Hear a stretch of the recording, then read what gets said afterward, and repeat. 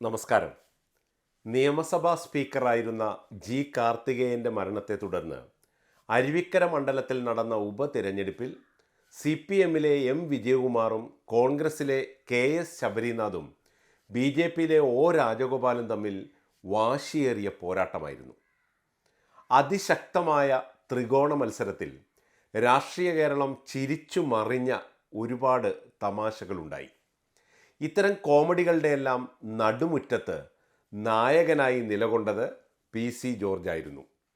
ഉമ്മൻചാണ്ടി മന്ത്രിസഭയുടെ കാലത്ത് നിയമസഭയിലെ ചീഫ് വിപ്പായിരുന്നു പി സി ജോർജ്.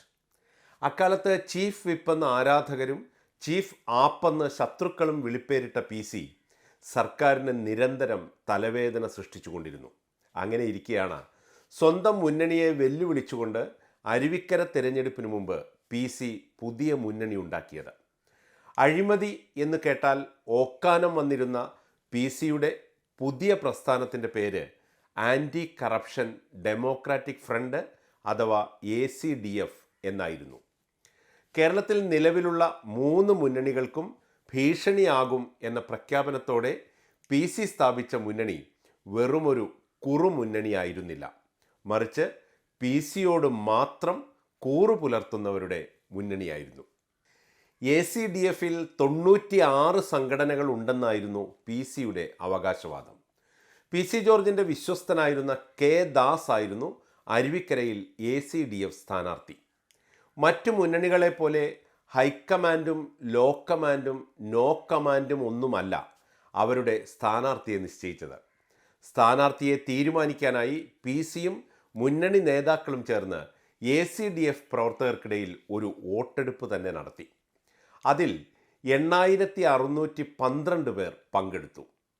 അവരിൽ 5321 വോട്ടുകൾ നേടിയ കെ ദാസനെ അവർ സ്ഥാനാർത്ഥിയാക്കി.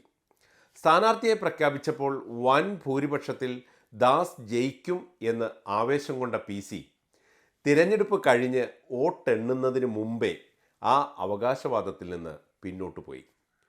വോട്ട് കണക്കുകൾ കൂട്ടിയും കിഴിച്ചും കുഴിച്ചും നോക്കിയപ്പോൾ പി സി മിഴിച്ചിരുന്നു. പിന്നാലെ മുൻ അവകാശവാദം വെടിഞ്ഞ് സ്വന്തം സ്ഥാനാർത്ഥിയായ ദാസിന് 22,000 വോട്ട് കിട്ടും എന്ന് പി സി പ്രവചിച്ചു. പക്ഷേ പി സി ജോർജിനെ കാത്തിരുന്നത് അതുക്കും മേലെയായിരുന്നു.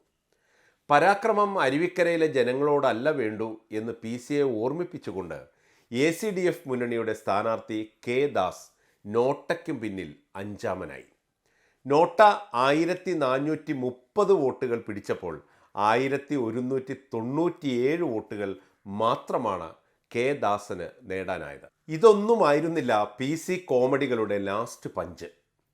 പി സിയും കൂട്ടരും സ്ഥാനാർത്ഥിയെ തീരുമാനിക്കാനായി നടത്തിയ ആദ്യ വോട്ടെടുപ്പിൽ ദാസിന് വോട്ട് ചെയ്ത 5321 പേർ പോലും ശരിക്കുള്ള തെരഞ്ഞെടുപ്പിൽ ദാസിന് വോട്ട് ചെയ്തില്ല എന്നതാണ് പരമാർത്ഥം. ഭാഗ്യം 96 സംഘടനകളുള്ള മുന്നണിക്ക് ഓരോ സംഘടനയിൽ നിന്നും കഷ്ടിച്ച് 2-2.5-3 വോട്ട് വീതം സമാഹരിക്കാനായല്ലോ എന്നോർത്ത് പി സിക്കും മുന്നണിക്കും ആശ്വസിക്കാം. ഏതായാലും അരുവിക്കര തെരഞ്ഞെടുപ്പോടെ കേരളത്തിലെ അഴിമതി എല്ലാം തുടച്ചു നീക്കിയതോടെ ആൻറ്റി കറപ്ഷൻ ഡെമോക്രാറ്റിക് ഫ്രണ്ടിൻ്റെ ആവശ്യം ഇല്ലാതായി. മുന്നണിയിലെ 96 സംഘടനകളും അനുയായികളും അവരവരുടെ വഴിക്ക് പിരിഞ്ഞുപോയി.